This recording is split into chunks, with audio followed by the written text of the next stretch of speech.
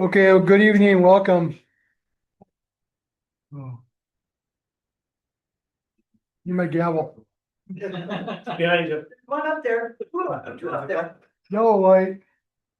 Um, the welcome to the information meeting for Anoka Ramsey Judicial Ditch #1 repair, ARJD 1, which is what we're gonna shorten it to all night, so we don't have to say all that.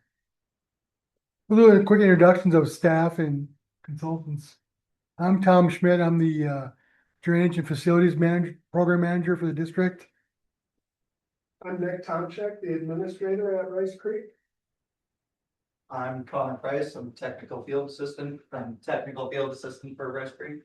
I'm Abel Green, and I'm also one of the ditch guys. And then our Just gonna get- consultants. Chris Otterness with Houston Engineering and the district's engineer. Justin Phillips, Houston engineer, and I worked with Chris closely on this ditch project. And then, go ahead, Tom. Oh, then we also have three of our board members, sorry. I'm Marcy Wine. Marcy Wine. Represent Ramsey County. I'm Janet Pegland, I'm with Anoka County. I'm John Waller, Washington County. And of course, the administrator of the city. City administrator now, it's like, well, Sheriff. Right. Oh, Sherry Gunn, City Council, come on to you. Well, I guess I'm Craig Burlingame, I'm just a guy. All right, a resident. Resident, board We like citizen, constituent. you're the reason we're here, which is great. He is here to learn. I am here to learn. Yeah, well, we have lots of information to share. I think the order here will be Houston Engineering will give us a presentation of the proposed project. They brought lots of paper so we can identify parcels and such where questions might be and kind of walk through it. So turn it over to Chris. All right, well, thanks for coming. This picture we have shown up here, this is one of the locations, I believe, within Mounds View, correct? In the city park area or the city trail area anyway. And you can see the condition of the ditch in this location.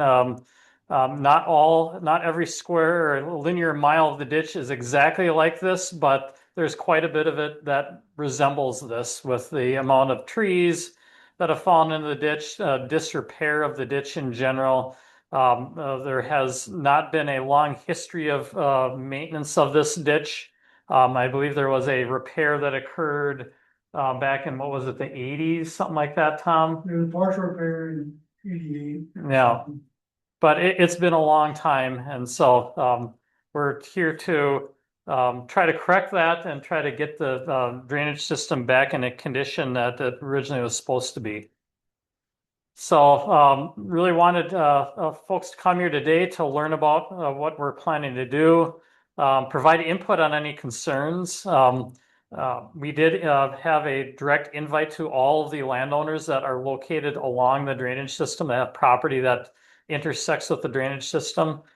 And then, we do want to answer any questions you might have, try to get everything out in the open here. So a bunch of things we're going to talk about here in this particular presentation, some of the background on what has happened, the conditions that we see out there, what we're actually proposing to do to correct these conditions, and then what it's going to cost. That's always an important thing.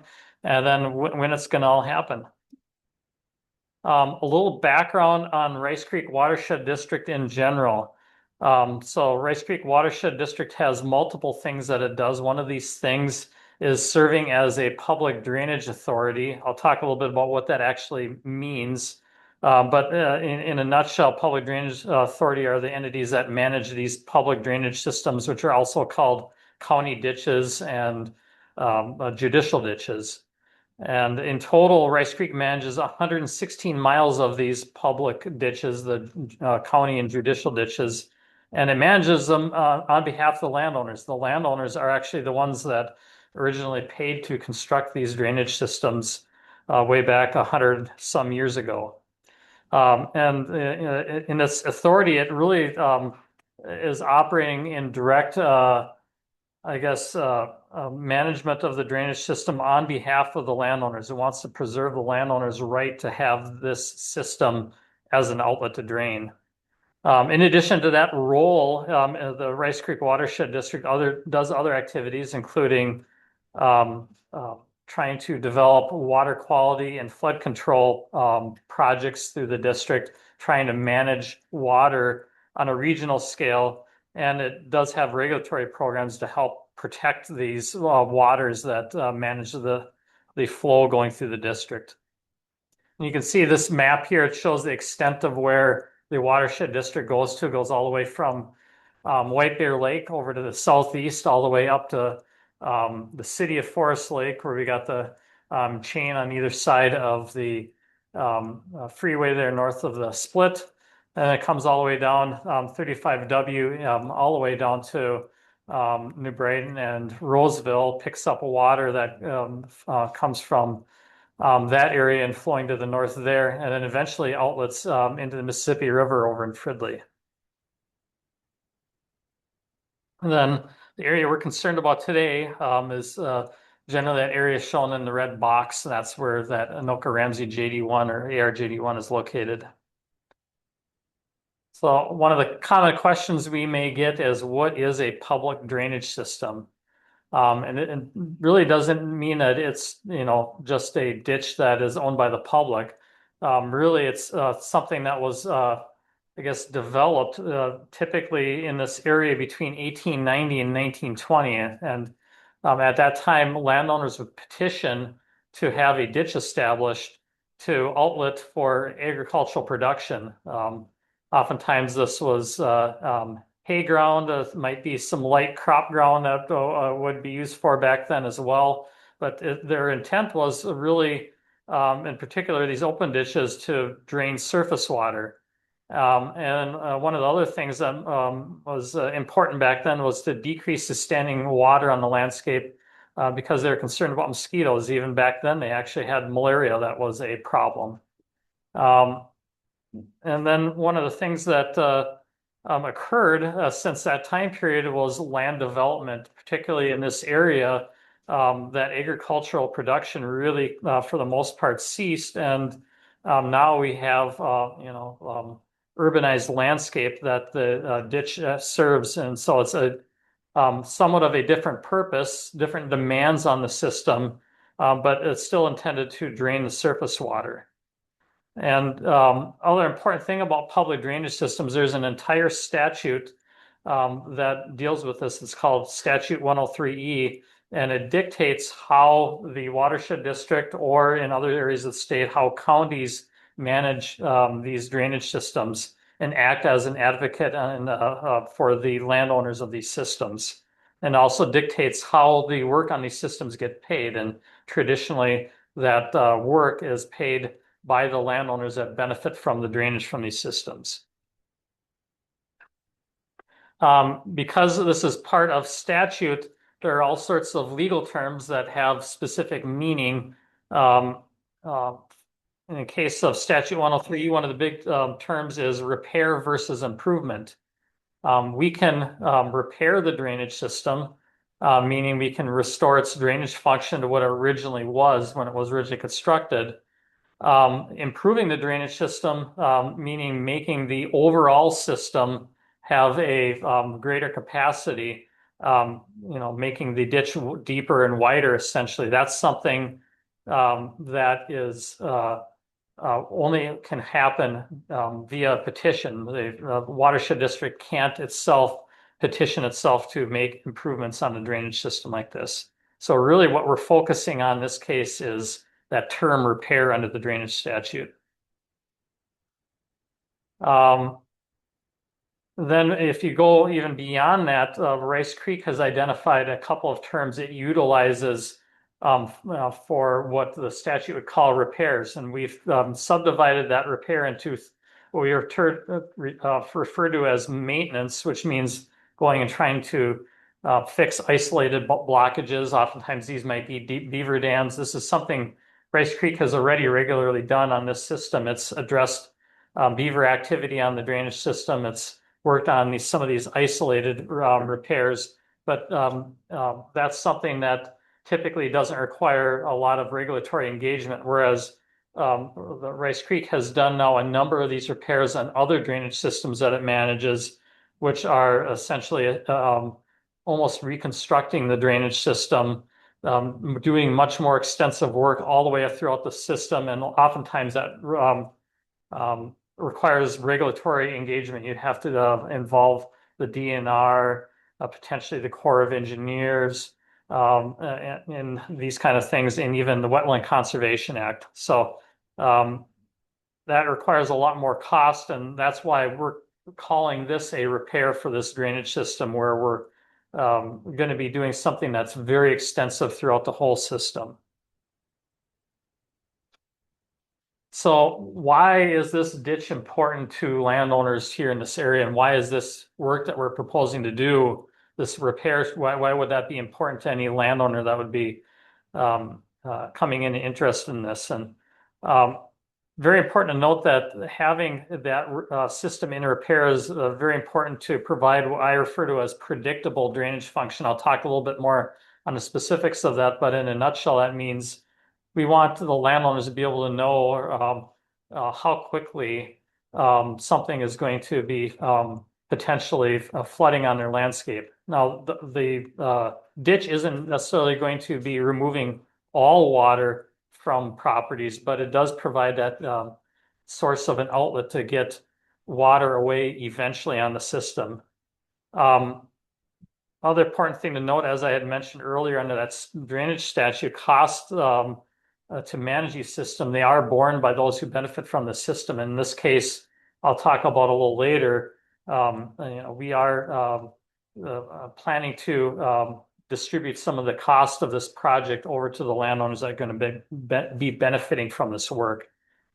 The other thing I'll note is that the repairs can be disruptive, and we'll show photos of that later in the presentation about what it's going to look like as we do these repairs on the system, what it's looked like for some of the other drainage system repairs we've completed around the watershed district. And it's something that important to know right away so that landowners know what to expect, and then know what's going to be looking like after it's all completed. Again, it's going to look messy while it's going on, but at the end, hopefully it will look in a manner that's going to be a lot more functional for both the district and the landowner. So I mentioned that term, predictable drainage and stormwater management. And so when we talk about drainage, oftentimes we're thinking of smaller rainfall events, things that are less than 3 inches of rainfall in a one-day period. Oftentimes back when these ditches were originally constructed, that might be the kind of the low end of what these systems were managed or were constructed to flow. Back then, a lot of these ditches may have been dug by hand or by more rudimentary machinery. They definitely did not want to dig them any greater than what they needed to get an outlet. As the land develops, then we start getting more of a demand on stormwater. And a lot of the storm sewer piping that we see coming from roadways is designed at a 10-year rainfall. And so that means that we have 4 inches that we'd be looking to manage of rainfall on the landscape. And then when we look at floodplains, how FEMA might define a floodplain, or even the Rice Creek Watershed District defines a floodplain, that's based on a much larger rainfall, looking at 7 inches plus over a one-day period. And we do map those floodplains. We do have maps over the ditch in this particular location for these floodplains. Important to know that we probably aren't going to affect those floodplains substantially by doing this work, although we're going to help to some degree in having those floodplains be more predictable. So, if you get a blockage in the ditch, that creates like with those trees I showed in the first slide, that creates an uncertainty as to how much flow you're actually going to be able to get down the ditch. So it will have some effect on that, but we aren't intending to necessarily remove anybody's property from the floodplain. It is, though, important that we will have that predictability. So we know that at least that there is a system to get water away. From here, I'll turn it over to Justin. He'll talk about more of the specifics regarding this system and what we're intending to do for the repair.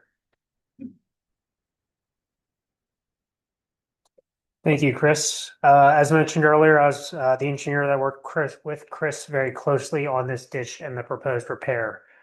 So a couple quick facts about ARJD1, excuse me. It's currently located in Blaine, Lexington, Shoreview, and Mountains View.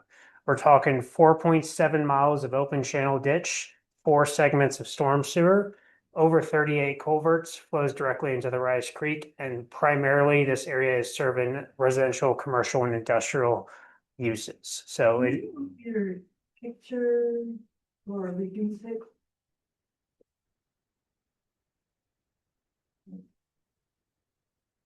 that work? I'm gonna go off further. There you go. Yeah. Okay, thank you. You're welcome. So this ditch spans quite a few areas. Additionally, it also crosses the county border between Anoka and Ramsey.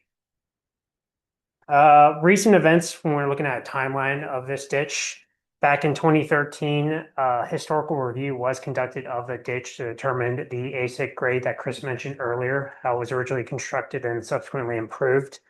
From there, back in 2016, branch 4, a repair was conducted and completed on there. Additionally, as recently as September of this previous year, a repair report was tasked out to my company. And this winter, we had a ground team on ground doing survey of every culvert, every inch of that ditch, except for branch 4 because the repair had already been completed there. In this previous spring in April, branch 2, lateral 1, there's a segment of storm sewer that was televised. July, a repair report was completed by my company, and just as early as this month, we amended the repair report and prepared a charge analysis that would go along with the report for any potential repair. We had a really good picture in the beginning showing a snippet of the ditch that was taken during our ground survey. So just a couple more conditions we observed when we were on ground. As you can see already, Chris mentioned it, but there's several areas that there's deadfall directly in the ditch, and there's very heavy vegetation at the ditch channel bottom itself throughout this area. Additionally, we noticed, because this is a very urban area, there's many instances where urban features are right up against the ditch. Clear examples of fences being very close to the ditch banks, or buildings, bridges, retaining walls directly right there on the ditch itself. Additionally, there's a weir on the main trunk just north of County Road J. There's a sheet pile within the weir, and there's many instances of overhead power lines running alongside the ditch as well. These are all very important considerations we notice. We took what we saw on the ground and we put together a plan for repairing this ditch to restore it back to its ASIC capability, while also creating a maintenance corridor for any future maintenance concerns to maintain this ditch. A couple components that this plan we broke it down to. First, we broke it down into clearing trees. There's a lot of deadfall and vegetation, so we broke it down to clearing trees from bank to bank and an access corridor along the ditch. And maybe I'll just even go into that just a little further. That's actually one of the biggest costs for this project, and that's pretty common with the work that we've done so far in other systems throughout the district, is that there's been a lot of tree growth that has happened over the 100 years since the ditches were constructed. And with those trees out there, we simply can't get excavation equipment in to access the ditch, to be able to clean it out, to be able to even inspect the ditch regularly. And so it's very important here to get that corridor available there. Generally, we try to get at least 20 feet from that top of bank so that we can have room for an excavator to come through there, have room for side-by-side equipment to go out and inspect it and that sort of thing, and to be able to have room to place material spoils when we excavate the ditch bottom, be able to have that, spread that and level that alongside the edge of the ditch. So that's one of the most critical components actually of the work that we're doing here. Yes, additionally, part of the other components, we want to clean out all that sediment that's built up over the 100 years since this ditch was originally constructed to restore it back to the ASIC grade. We're going to stabilize the slopes where erosions kind of erode away the banks. Removal of that weir, we're going to talk more about that later. Out of the 38 culverts, many crossings we've discovered on this ditch, we are proposing 2 modifications. And then also we will again talk about this here shortly, realignment on branch 2 lateral 1. We're going to cover that shortly. One thing to note, we also during our analysis of the conditions on ground discovered at least 16 different species that are either listed as threatened or endangered that are in the vicinity of the ditch. As such, one thing that's currently ongoing is a pre-construction plan survey to kind of help inform us of mitigation efforts to essentially of be in compliance with regulatory requirements on that. Chris brought up the ditch clearing. I just want to kind of put a picture to what that actually looks like. One thing we can point out, we again go from bank to bank, so everything within the ditch itself, the bottom, the sides, and then that maintenance corridor that was mentioned earlier off to the side. Additionally, as part of this repair, the city of Mounds View requested a tree clearing on both sides of the ditch. So that same approximate 20 feet on the other side as well. So we incorporate that into our proposed project as well for the parcels of city of Mounds View property as well. Yeah, and I'll just note that there is definitely a benefit to the management of the ditch in that particular location with having the clearing on both sides because of how many trees, and you saw that in that first slide, how many trees are located there, and be able to have that corridor free so that we don't have to worry about trees falling in the ditch in the future from either side. And also makes it a little more easy than to access different locations of the ditch without having to go a long ways to cross over. Yeah, some of the most egregious survey identified deadfall in the branch in the ditch were all in the Mounds View area. Not that it wasn't everywhere, but that was by and large a lot of deadfall in that area as well. Allowed to ask questions? Oh, sure. Just curious, the spoil piles and the chip brush disposal, does that stay there? I mean, is it, once you dump it up there, is it stay there or is it removed at some point? Yeah, we from this detail, we aren't actually planning to put any chips or brush off the side. We're actually only going to be working within this area that's shown in the red on here. So Okay. what our intent would be is, there's the spoil pile there. In some cases, there might actually already be a visible spoil pile from when they originally constructed it or back in the 80s when they did some work out there. Our intent would be to try to level it as much as possible in here so you don't have a big, berm there. And then what we typically do if we're going to be having a little more volume that's in there as needed, we'll create little cuts in there that are leveled out so that water is not trapped behind it, that it does have a way to get down into the ditch. Okay, thank you. Yeah, good question. So was brought up earlier, kind of the construction can be a messy process. So we kind of want to paint some pictures of what does that look like, especially here because this ditch is in a very urban area. Kind of give landowners idea of how things will look while this would be ongoing. So you kind of see there on your left, kind of like pre-construction, construction just started. There's dead branches everywhere. It's kind of a mess. The picture on the right shows you what happens immediately after construction. So it still isn't like great looking, but the ground's been flattened. We've cleared trees. The ground has recently been disturbed, but we smoothed out any spoil piles. But to kind of show you what that will look like in a year, you can see that same exact area in 1 year. You can barely tell anything was done. The vegetation grows back. We give it a chance to recover. So it won't look, your backyards will not look like a construction site for very long. Kind of another good example of a good before and after. You can see here on the left during construction, and on the right immediately after. You can see the vegetation's already starting to grow back. The tracks are already almost disappearing, showing just the ditch clean was conducted and it's being restored back to a good thing and not look like an active construction site in your backyard.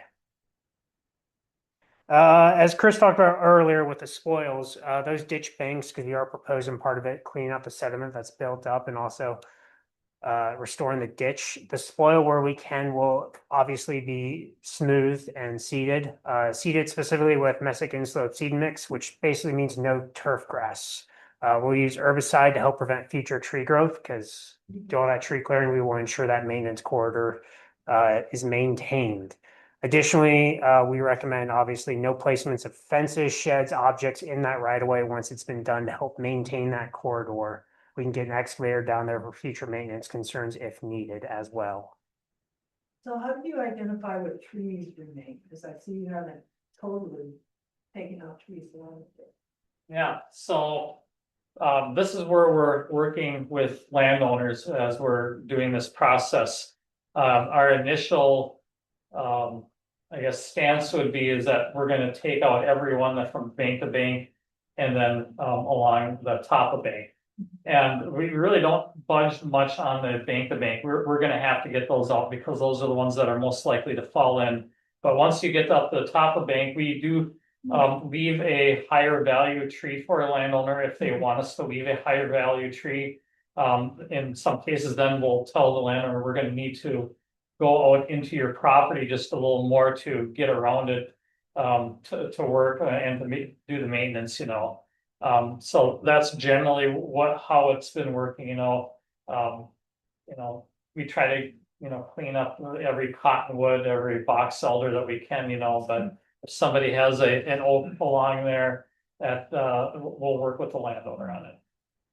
We can't promise anything, especially early on like this, but it's all about trying to communicate, as much as we can during the process, and we'll talk a little more about that communication. Chris, we also can't guarantee survival of the tree because you often get root compaction from driving over it. So in many cases, we're not coming back and taking that same tree out of the ditch later. Because Niall, there's some stately cottonwoods on that. That's too bad. Yeah. It's specimen. So continuing on, I mentioned earlier that weir wall. This weir wall is on the main trunk just north of County Road J. It's just sheet pile driven into the ditch. The original purpose was to help divert flow into a stormwater pond directly adjacent for water quality treatments. We took an analysis at that weir wall. Essentially, it's not meeting that purpose anymore. The flows are overtopping during frequent events there, and the pond is too small for the amount of flow for its intended effect as well. As such, right now, that weir wall is acting as an obstruction to flow. It's a giant target for a beaver dam or any other nuisance, and we highly recommend just removing it entirely at this point. Out of the many crossings on this ditch, we went through and analyzed each one in our model, and only 2 we are recommending adjusting. Both are in the city of Mounds View. The first one is on the main trunk. It is currently a 36-inch, I believe it's just a city trail crossing. It's undersized. We are recommending just upsizing to a 48-inch CMP and then raising the crossing a little bit to give that pipe adequate cover as well. The other one, at the request of City of Mounds View, there's currently a bridge there. Removing that bridge and adding a crossing sized with a 36-inch RCP 20-foot wide crossing.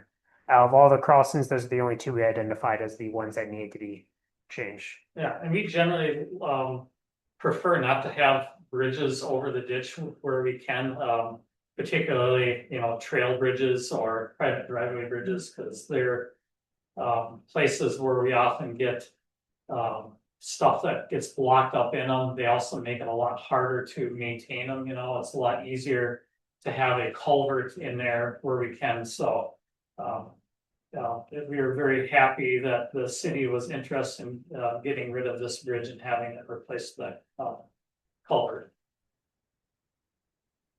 I talked earlier about segment of storm sewer branch 2 lateral 1 realignments.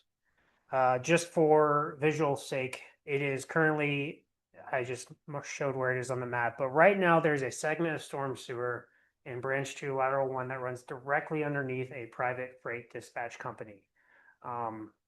Maintenance, we've been out there, examined it. We've been out there with district staff. We've looked at this. Maintenance of that system there is basically unfeasible at this point. It is putting every property upstream of there at risk if that pipe were to get clogged or deteriorate in any way. So as such, we are proposing to realign the system itself around the entire building to alleviate that concern for all the properties upstream.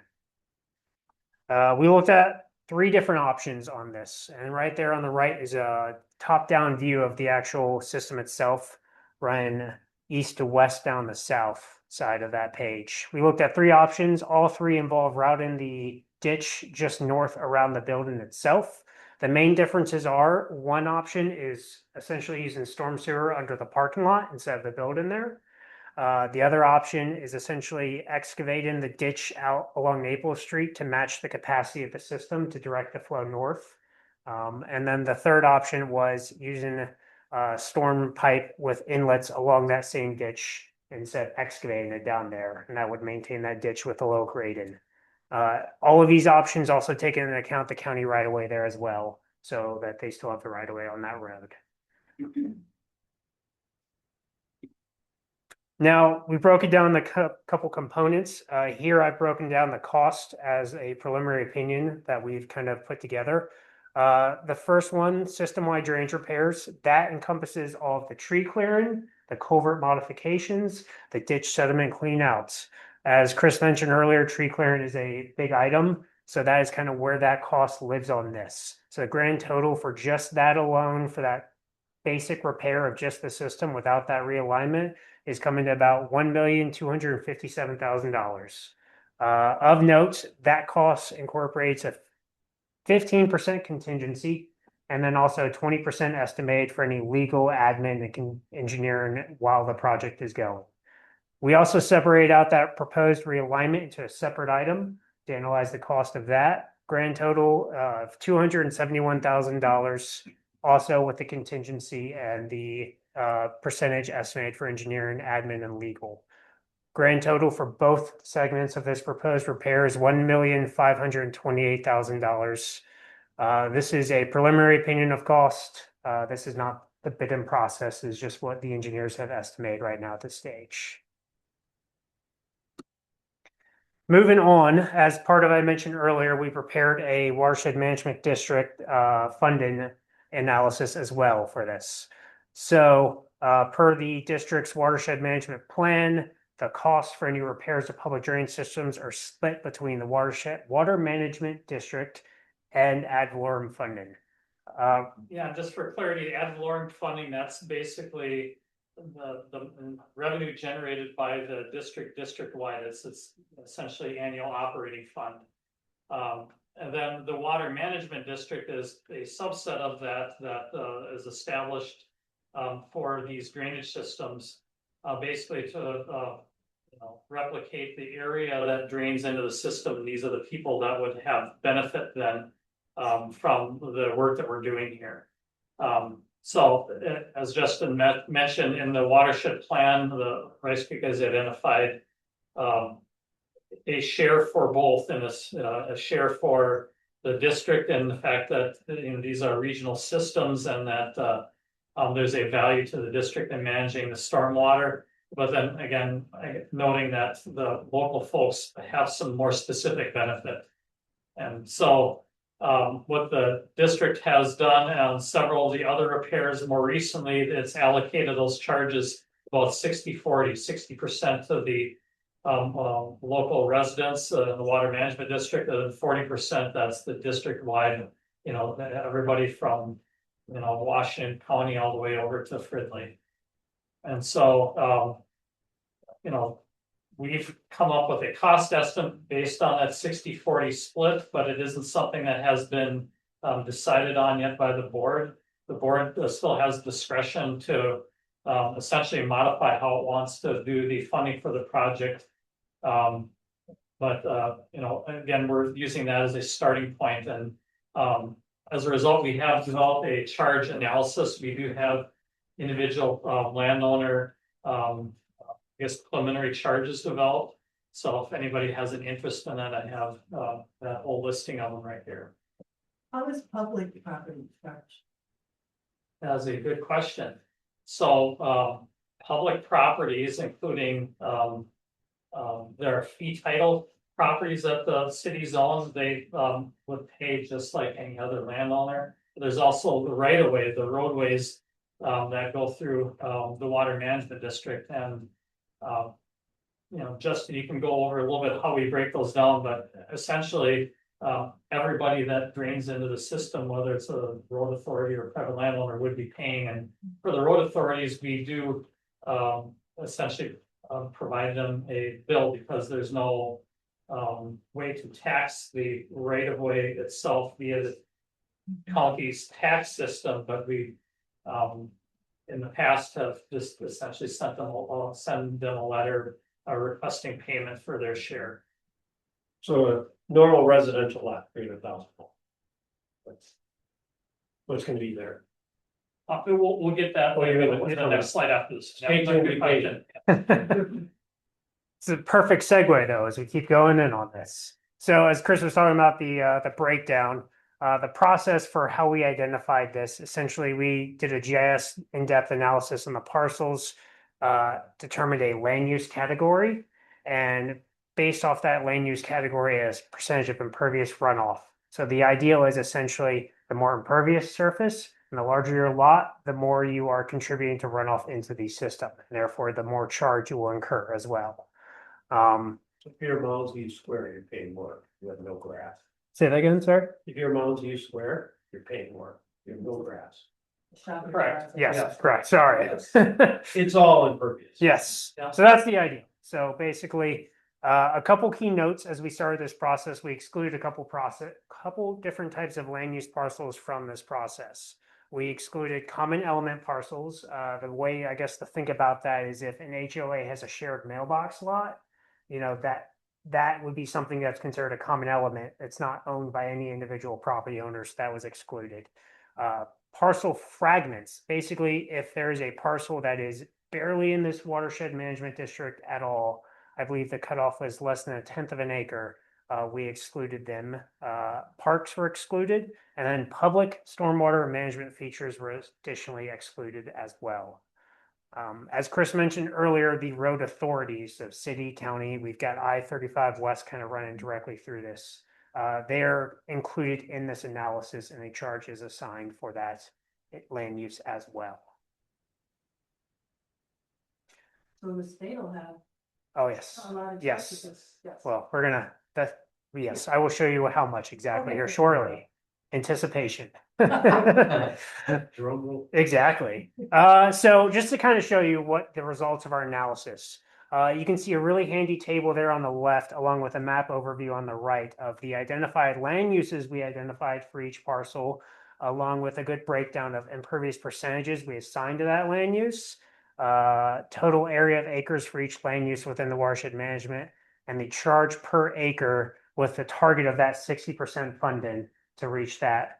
And then you can see the number of parcels and revenue generated by each land use. So grand total, you're just shy of 3,200 parcels in this entire watershed management district. I just want to point out the two things out of this entire district, the two largest land uses for residential, so 2 acres or less, and then commercial and industrial, kind of reflecting the general area in this district as a whole. Kind of to answer a question earlier, so basic house that's less than 2 acres residential, the charge per acre there, for example, is $288. Yeah, so for a quarter acre lot, you're gonna be paying like about, you know, $75. Yeah.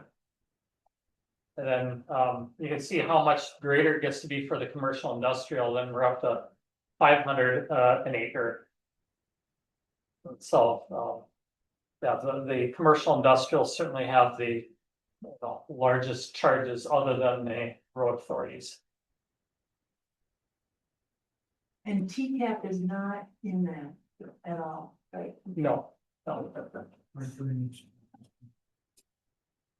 So we kind of took all this and as Chris mentioned, we have a nice list of every single parcel and the charge we assessed based off this analysis. I've pulled together the top 5 largest charges in the entire watershed management district. And as you can see right there, those are the list of the 5. 4 of those are all public entities, with the top one being MnDOT, City of Blaine, then Mounds View, then Anoka County. That just kind of just shows you that the public entities are the largest cost for this. Additionally, any charge that was over $300 as part of our analysis, we projected over a 3-year span instead of a single year. So you see a 3-year projection of revenue, that year 1 is a lot larger. That's because a lot of parcels are not over $300. They're all paying that first year. Yeah, and I'll point out that, typically what we've done is, if anybody has a charge less than $300, then we'd be, applying that to as a single year charge. It shows up on the tax statement as a special assessment. Anything that is over $300, then we would be breaking up over a 3-year time period. So, for example, Old Dominion, they would be, given a special assessment, again, via the county of about $7,000 per year, according to this schedule. And then, Chris and Justin, to our navigators, that is why the district is fronting the costs, in those situations, when you order the project. The district, pays the contractor directly and, could be 3 years before the district paid that, in using its fund balance to initiate the project. I guess one thing I'll point out is that if this was in outstate Minnesota, 100% of the cost of the repair would be borne by all the landowners' their own system.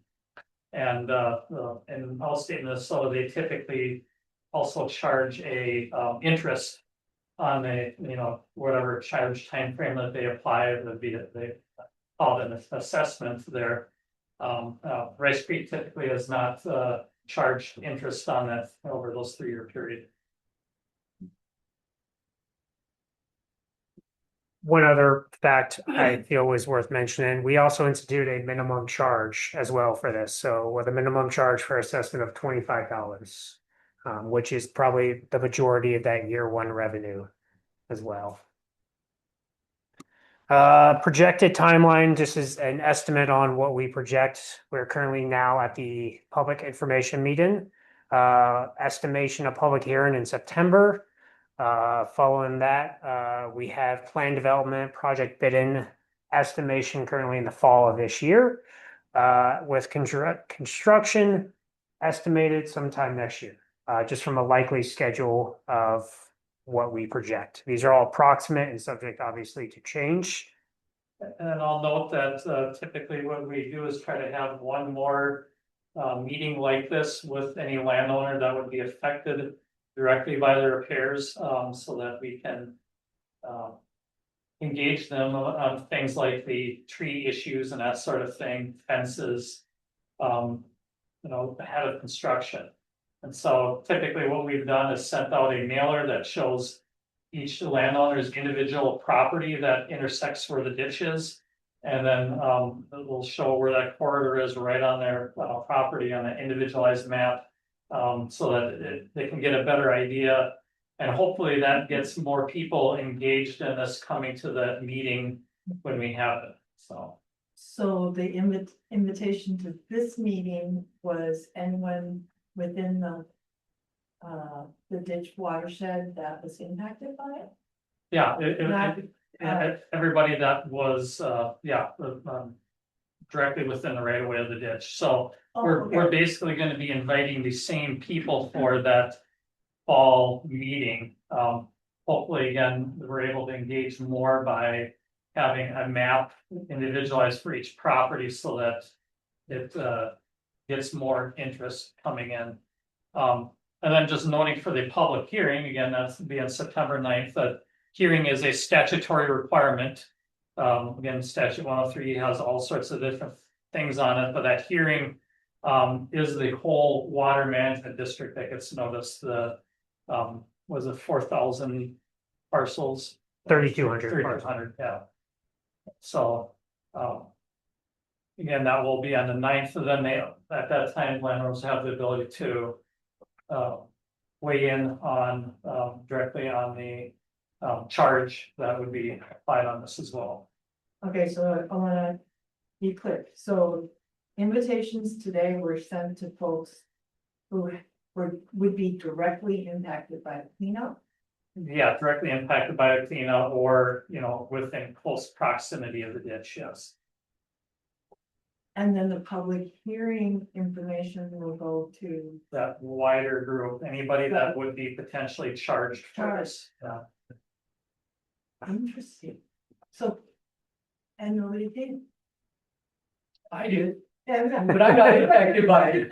You're not the one who did. You're not- People are usually pretty shy at these two, so we always try to make Connor and myself will make ourselves available for one-on-one meetings as well, and Justin will, I'm sure, be tagging along, so that's usually where we get a huge majority of the people in the conversations. Because they'll see you out.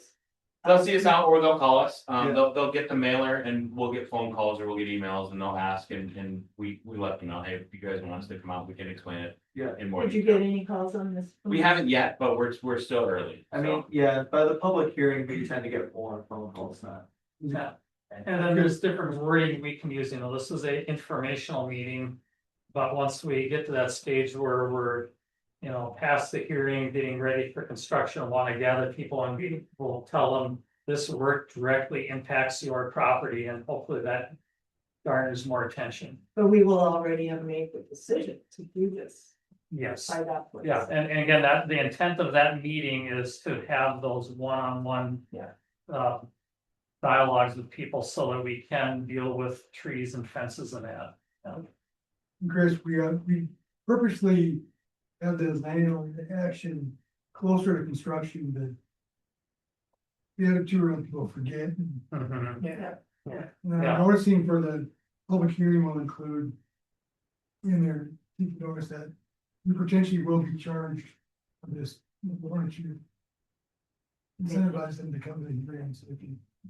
I'm sure it's gonna come as a surprise to a lot of people who, you know, have been in their property for 20 years and had no idea. Was the That Chris, it was crick, it was, Yeah. it was that ditch behind my house. Yeah. What do you mean I didn't put my shed on top of, you know? Or their house is right adjacent to that. Yeah, Yeah. yeah. So silly question, at least maybe not. Who's doing the work? When you get to construction, who's doing it? We'll put it out for public bid. Oh, okay, Yep. okay. Well, and also Craig, yes, within Mounds View now. People don't own the trail, but they sure walk that trail. Yeah, So you'll have we'll have. Lots of folks. we don't Watching have, very close. we don't have people in Mounds View that get vocal about things like that. And that is an important thing too, is that, you know, we have what's referred to as a right of way along the ditch. Absolutely. And that right of way doesn't mean that the public can walk along other people's property. It's for the purpose of the drainage authority to be able to go through, inspect and manage it. That sometimes gets confused, especially once we open up that area and clear trees out. Then people start thinking, oh, well, now we got a trail going in there, and that's, you know. Just putting in the new sidewalk. Yeah. Yeah, But yes, following on that basically is for any landowners watching.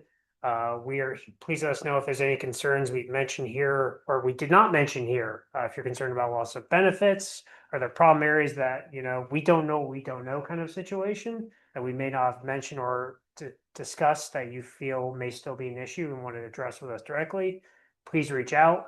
And then as we mentioned about the trees in depth, we'll work with landowners, but we have to have a dialogue going now, earlier.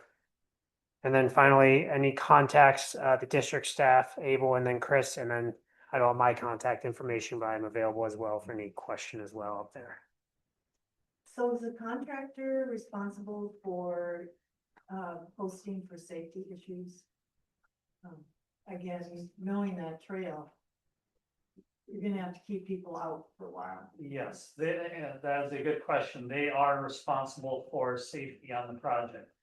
And so, we will have requirements for them to develop a plan, if they're gonna be blocking off. Any part of a roadway, if they're blocking off any part of a trail, and, we're gonna hold them to it, and then they're also responsible for their own on-site safety.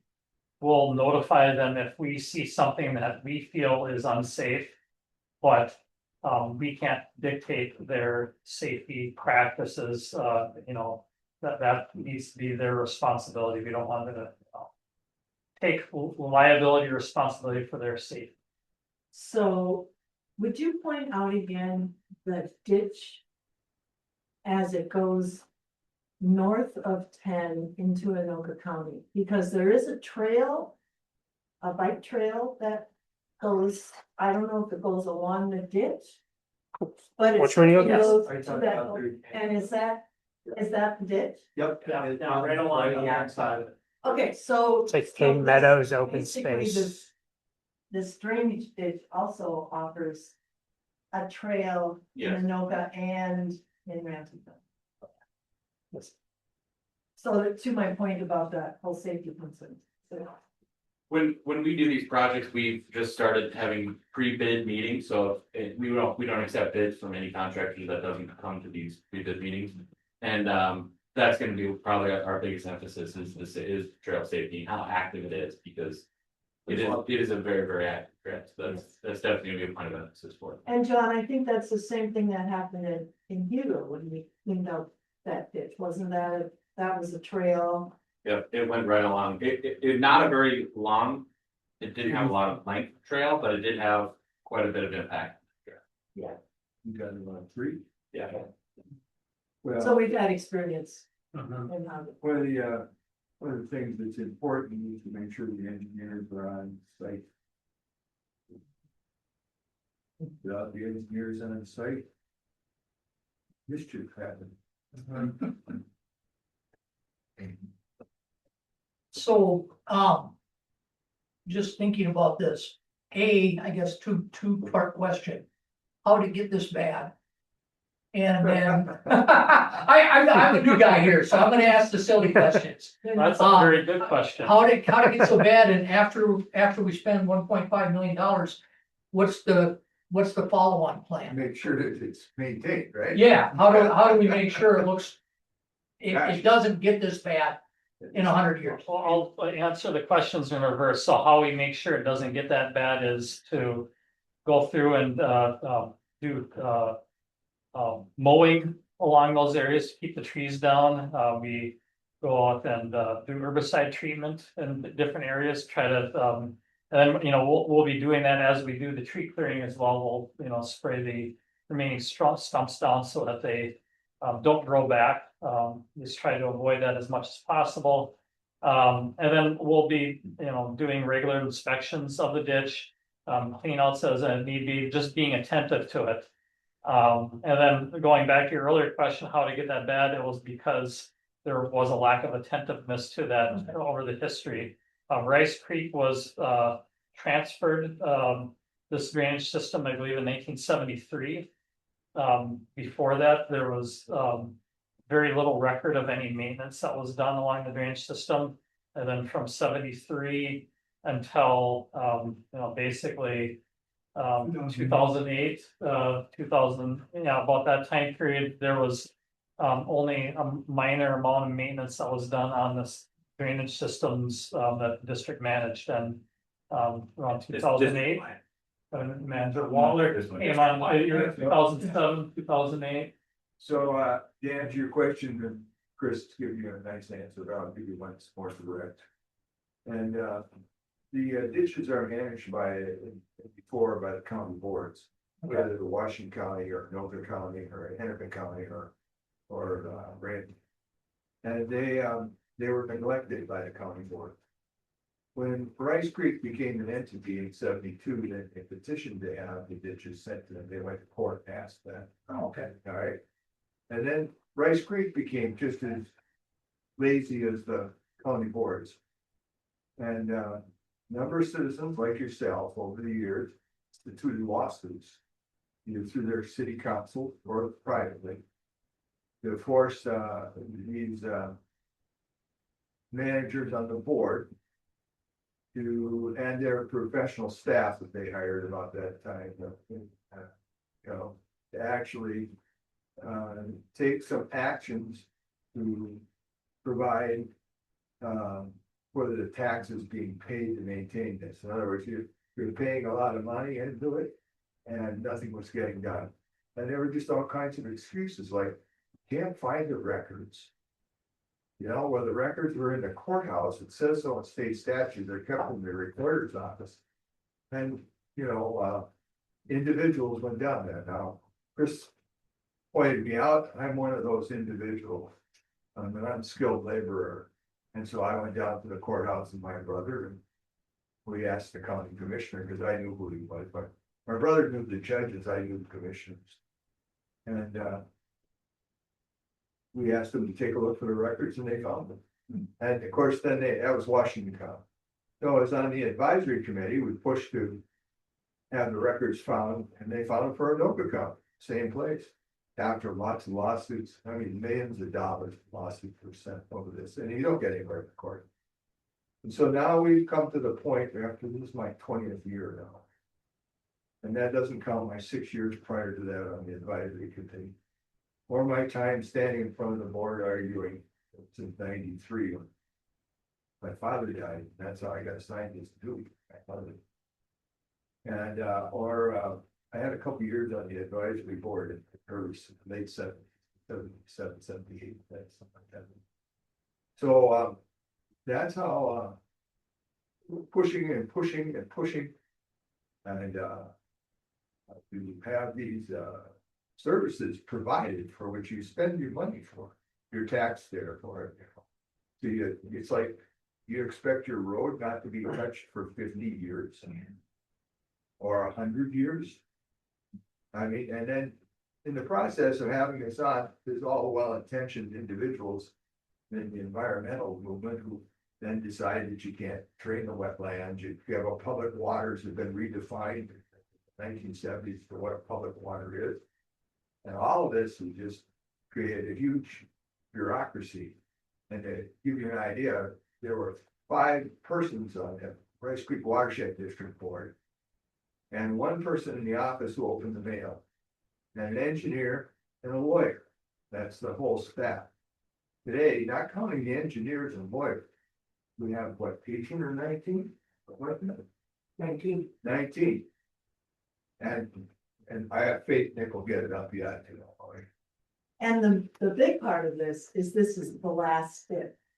Yeah, Second to the last step. Oh, okay. So when you start out with 100 and so many miles of ditches, there's been a very methodical, sequential way of going through this. And I think the staff is to be commended for the long term. And some of these folks have been around since that all started. I hired. Put their heads down and got it done. There's no. Excellent question though. Thank you. Because it is. And thanks for the information. You mentioned maintenance on it. Is that a county thing, a city thing, or a combination of? Rice Creek Watershed. It is, okay, so There's drainage authority. those guys, you run the lawnmowers. Yeah. Right. Or contract. We hire contract. We'd certainly like to get that and more maintenance on the schedule. That's the problem. Up here is that well-intentioned individuals on the board are more interested in saving us from ourselves than providing the protection for the stormwater conveyance system to do its job. Yeah. The city of Mounds View is also, we have a relationship with them. At least had to help with some of the work too, so as cities. Can reach some agreement, We have 3 cities that have adopted the watershed district rules and basically do the watershed district jobs such as the regulatory and maintenance. Some maintenance is not on the ditch system. We pretty much kept that to ourselves. But as far as other Right, Nick, we didn't give away the ditches, did we? We didn't know. No, and, but we gave away next to the part, it's like the 30. And, so it's a significant work. And, it only got started because a guy like you came to a meeting, sat down there and said, hey, I'd like to see this happen.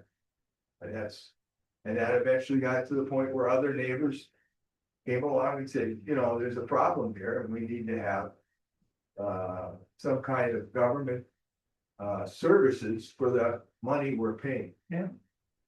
Yeah, Manager Waller makes a good point that many things have changed since, through the years in the public transit. Many citizens came forth and were concerned about the waters of the state and the environmental condition. And so all these competing elected officials debated and considered and came up with many environmental laws, if you want to call them that, but things that they thought were important. And this team of 19 is wholly important in navigating how those intersect and collide, because a lot of times those elected folks maybe aren't seeing that larger picture of how these things interface with each other and how challenging it can be to navigate it.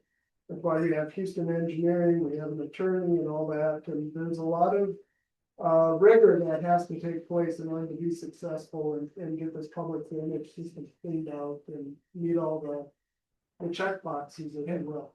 So the great growth in this administration took place in the early 90s when the Metropolitan Surface Water Management Act, which means it applies to metropolitan areas, not just the ones that we live in here.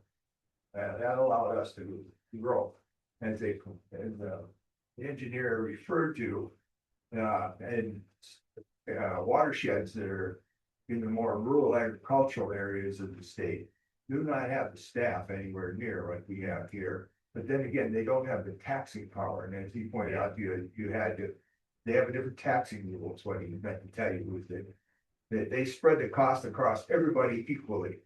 Whereas we have in the metro area here greater flexibility and have used it. So I hope we can continue this and not have too many obstructions created by our friends down in St. Paul and Capitol Hill. Such as that have caused a lot of because our land use is different now. And this isn't the same way it was 50 years ago, the intensity. There were still truck gardens out in this area.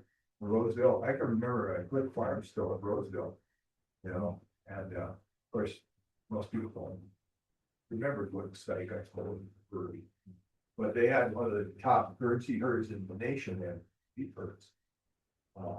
Right down Fairview Avenue from the university, they were partners with the university on the whole earth of the Domino cities. But I digress here. The point is that we're trying to make this system, and one of the big problems we have here is that these cities are set up on a 10-year event that the engineer pointed out to you, and our ditch system, which was constructed on a 2-year event. And so the capacities don't really match up. They do the best they can. And so that means they back up a lot of water. Well, you look at the news just today, with gosh. the rains that have been hitting down in Illinois and stuff like that. Corn's flat. It's good Lord, they hadn't thought 10 about that inches. either. We get 10 inches here. There'll be a lot of fans at the watershed. So Houston Engineering, do you have more slides to present or? That is it. We do have maps of the area if you want to take a look at any part of the ditch system that interests you. You said that you don't live on the. No, I live south of Mount View Boulevard here. Okay. I'm literally 4 blocks from here. And it doesn't impact you, but this was brought to my attention by Niall and some other people and. But we should check, maybe you end up being one of the. See in the WMD. You might be in the- We have a list here, we can check.